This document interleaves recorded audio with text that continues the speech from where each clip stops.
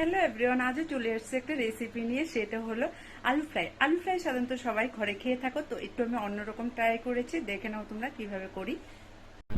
দেখো, এখানে আমি কয়েকটা আলু নিয়েছি। আলুগুলোকে ভালো করে ছুলেও নিয়েছি আর আলুগুলোকে ধুয়ে নিয়েছি।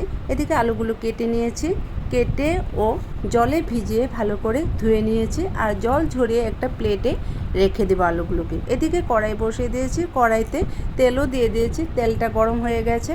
এখন আমি শুকনো লঙ্কা ফোড়নে দিয়ে দিলাম। এখন আলুগুলোকে ছেড়ে দেবো আস্তে আস্তে। তারপরে এখানে আমি 3টা কাঁচা লঙ্কা চিড়ে দিয়েছি। তারপর স্বাদ অনুযায়ী নুনও দিয়েছি।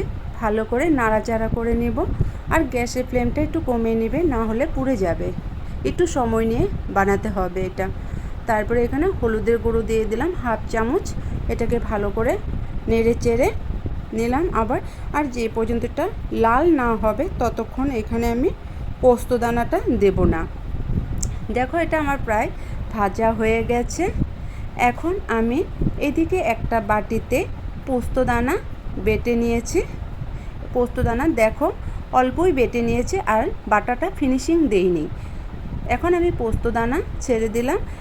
এখন পোস্তদানা দেওয়ার পরেও আমি এটাকে ভালো করে নেড়ে চেড়ে নেব। কন্টিনিউ নাড়াচাড়া করতে হবে, তাহলে কি হবে, একটার গায়ে একটা লেগে যাবে না কন্টিনিউ নাড়াচাড়া করলে। দেখো, এটা আমার আলু ফ্রাই হয়ে গেছে। এখন এটাকে আমি নামিয়ে দেব। খুব সুন্দর আলু ফ্রাই হয়েছে। এখন একটা প্লেটে আমি আলু ফ্রাইটাকে নামিয়ে দিয়েছি।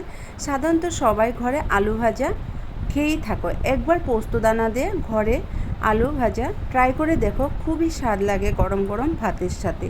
আমার মেয়ে তো খুবই পছন্দ করে। তোমরা একবার ট্রাই করে দেখো। Thank you.